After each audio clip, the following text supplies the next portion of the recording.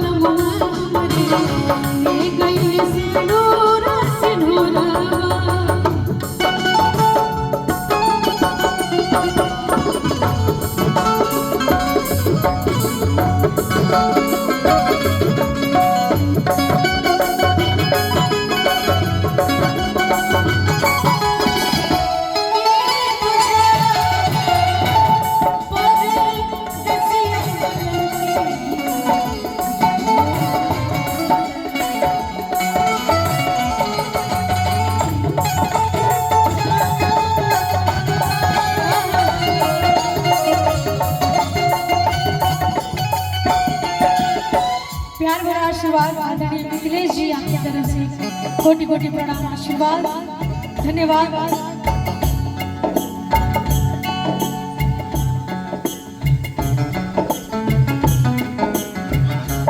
दीवानंद सैनी बड़े भैया की तरफ से प्यारा सा आशीर्वाद बहुत बहुत प्रणाम।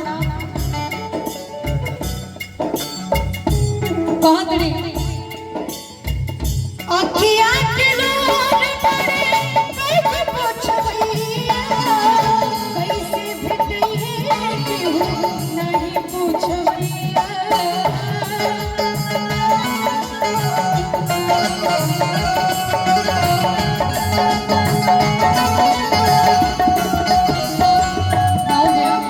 प्यारा सा आशीर्वाद माता जी के सौजन्य से और बड़े भैया शिवानंद भैया की बड़ी दीदी जी की तरफ से प्यार है आशीर्वाद बहुत बहुत सब कलाकार लोग के बहुत बहुत प्रणाम आशीर्वाद शिवानंद भैया की दीदी की तरफ से। और बोलो जी आपके लिए है कहेंगे बहुत ही स्नेह आशीर्वाद परिवार से हमने के मिलल आजीवन आभार व्यक्त कर चाह।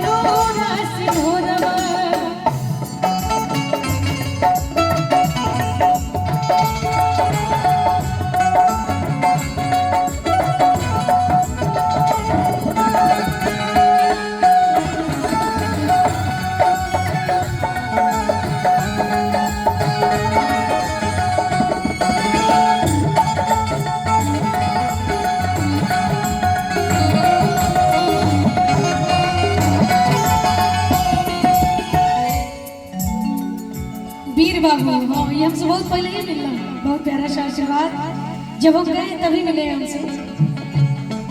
और आदरणीय मोहन जी की तरफ से प्यारा सा आशीर्वाद बहुत बहुत कोटि कोटि प्रणाम है आपको। लेकिन लास्ट में कहा तड़े